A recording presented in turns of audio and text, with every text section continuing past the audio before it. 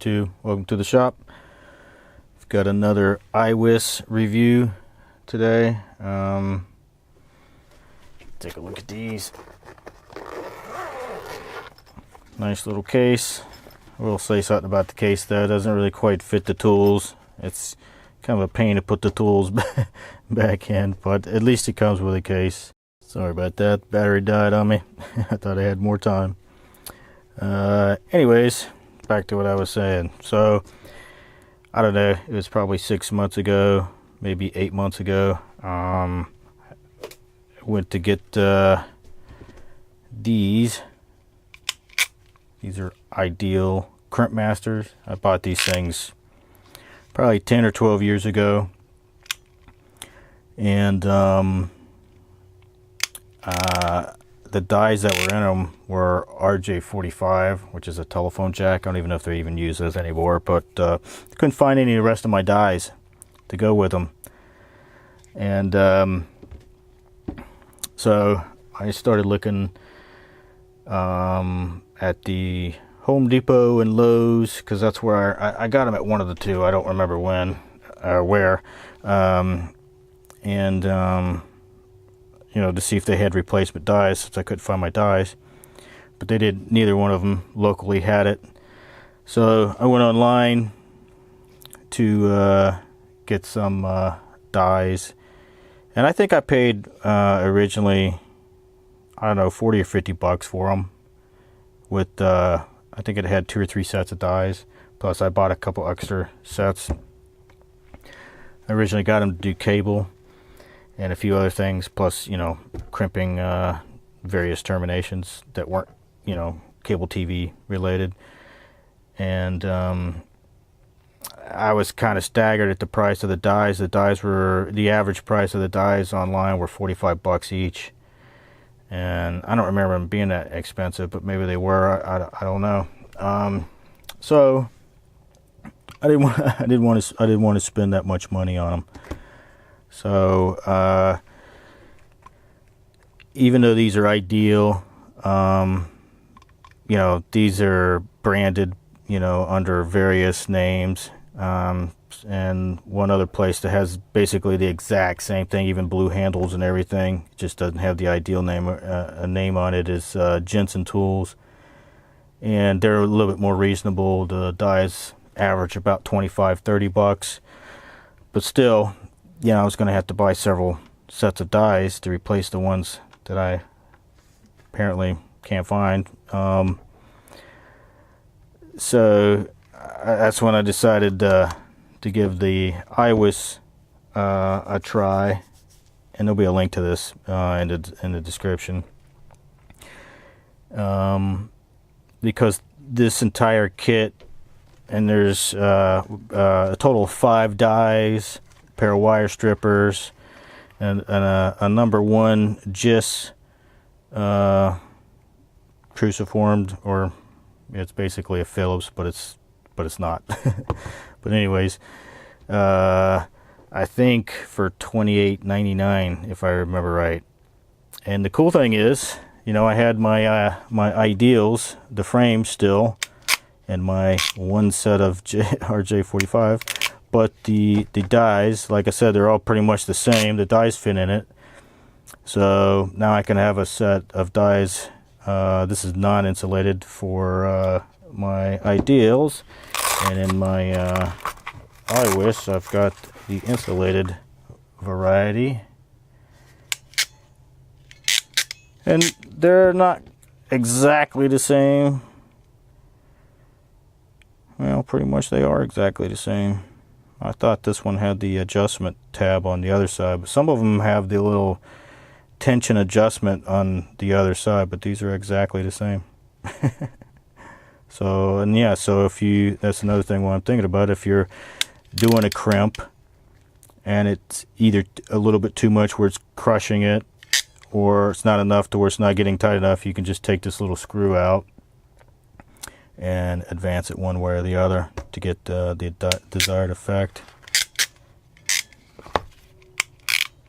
I can say one thing though, in using them and actually looking at the springs, the ideal spring is a little bit stronger. Also, the grip on the ideal is kind of rubbery. It's not plastic like the IWiSS. One more thing while I'm thinking about it.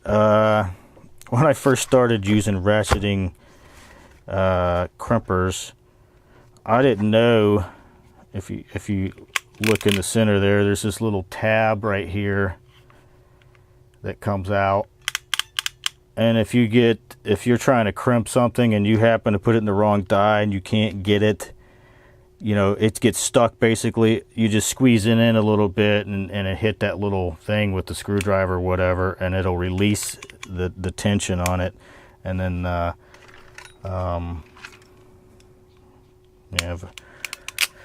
and it'll release it. So if it gets stuck, you can just, you know, hit it with the screwdriver, squeeze it in just a little bit, and then, well, I'm not doing a very good job doing it, am I? It's not easy. There it goes. I'm going the wrong way. That might help. So push up on it, squeeze it in a little bit, push up on it, and the paw will release and it just comes out.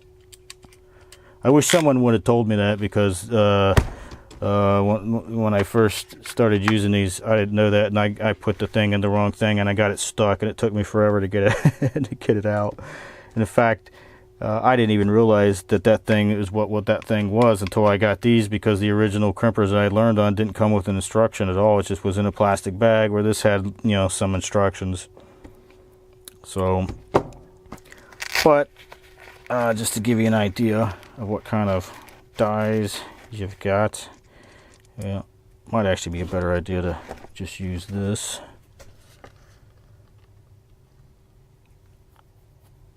So you can use non-insulated and insulated barrel type connections. They're the thin type, they're not the thick type of barrels, I mean.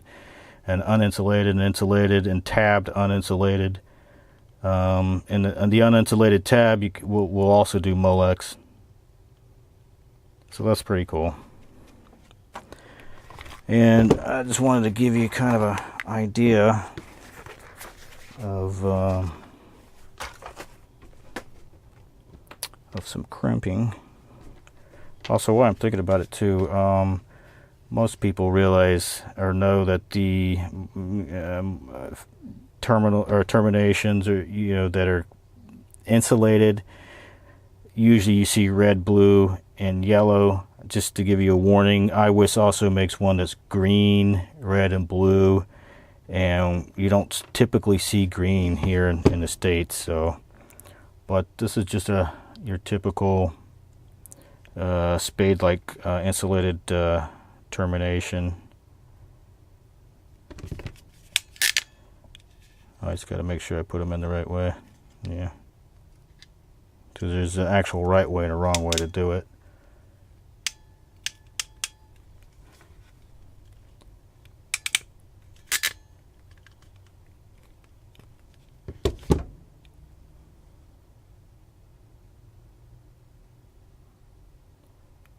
It's a really good crimp. It doesn't destroy the insulation at all.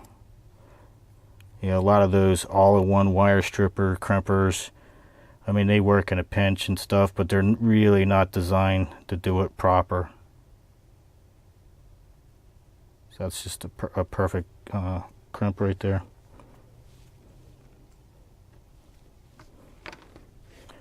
Do the same thing with the uninsulated one, so you can see it a little better, hopefully. Use my other ones here.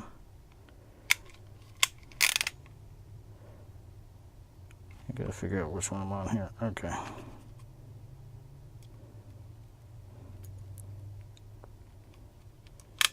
I don't know if you can see there's a split in the termination where you want to make sure that's facing up. So the little jaws on them, because on the top jaws they're split in a way in order to make that crease inwards. See if I can get it in there, see if you can see it. Oop, didn't do a good job on that one, did it? Well, damn it.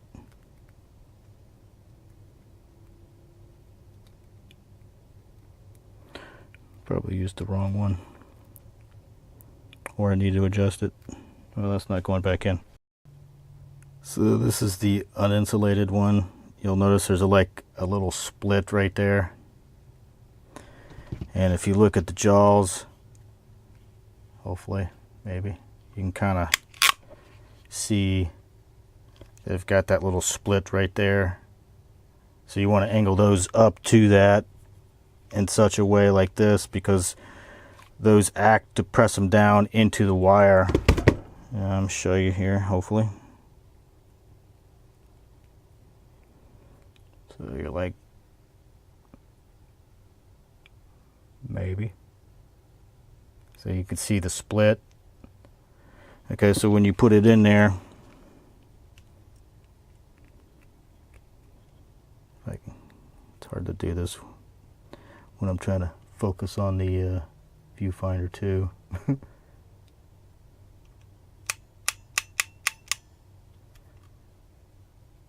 So kind of get it in there to the depth you want, and then squeeze. Hope that's coming out right. And kind of let the thing turn a little bit, but you can kind of see that that's a really good crimp. It's solid. It's not coming off. It's not, you know, weirdly deformed, so it's not going to get in the way. Okay, so I want to show you a couple different other terminations here and how to crump them. But changing the jaws on this type is just straightforward. You've got 2 screws, and just unscrew them as such.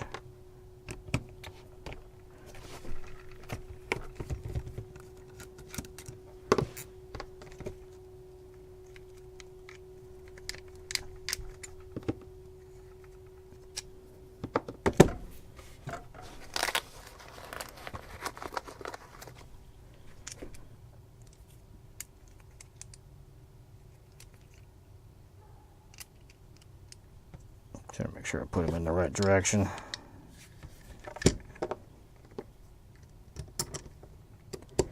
And these dies are the open tab type. Bottom jaw seems to be just a little tighter than the top, but not a big deal.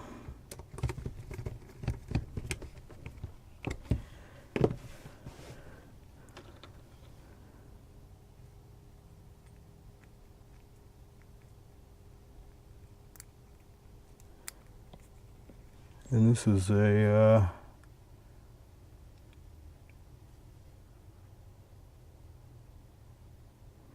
your standard Molex that you would probably use, or that I use anyways, in like automotive type stuff. So it will even do these.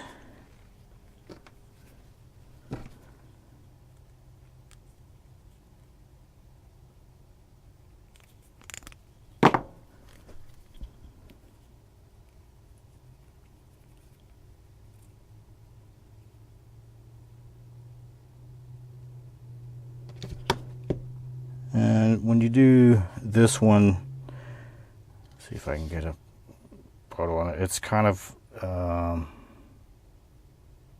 know if it's going to come out or not, but the jaws are like stacked. So you got to put, it only goes in one way is what I'm saying.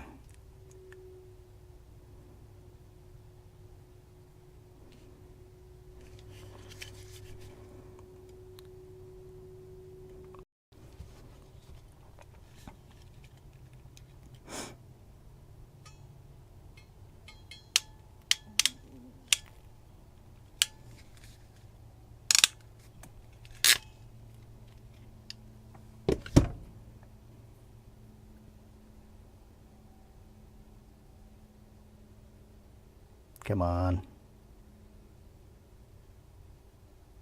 It's not ideal for Molex, but I just wanted to give you a sense of the open tab, how it does. It does really well. So if you with the Molex with the wings on it, you know, because they're tabbed off like that, that doesn't work so well. But like I said, I don't have any of the other ones right now, so this kind of gives you an idea, because there's versions of these that have this open tab, and that's, you know, that's what those dies are for. So that does a really good job too. Really good job. Alright, the other set of dies, there's actually two sets of these type of dies, because it goes from, with this type of die, or this die set here, it goes from 2 to 20 gauge. I'm sorry, 2 times 20 up to 10 gauge. And then there's another set that goes up from 8 to 2. And they actually work with this type of termination. I really like these. Unfortunately, I already had this type for this, so I don't, these don't ever get used here, because I like this type better for this type. But that being said, I'm going to show you how it works, because it works really well. So, you know, if you use these, well, maybe if you do use that type right here, and you don't have those, then you're going to get the dies here. So these things, like I said, work really good. You just kind of put them in there. Hopefully that'll focus here in a second, maybe, possibly. There you go, and just squeeze them right down. And it makes kind of like a U crimp. But it's really solid. I mean, it works really, really well. Whereas this one kind of gets it all the way around. It's more round. But either way works great. Like I said, before I bought the these, I already had the other ones, so whatever.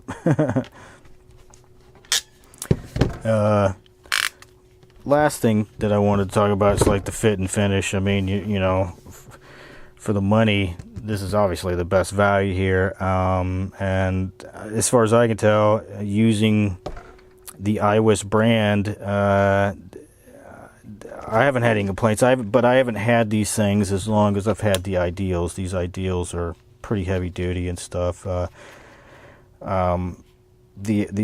like the other thing is the fit and finish. You know, for the most part, the fit and finish on the IWiSS is excellent. The only thing you're really gonna find is, that's not as good as the Ideal is on the edge here. You can see on the IWiSS, you can still see where the die marks and stuff are there. It hasn't been completely ground square, whereas the Ideal is definitely ground square. But really, that's about it. That's about all I can see as far as, like, there's not a lot of tooling marks or anything on it, so it's pretty close. And the only other thing that maybe is not so good is the handles. I mean, these definitely, feel a lot less expensive than this. But to be honest with you, I have small hands, so these ones actually fit me better than these ones.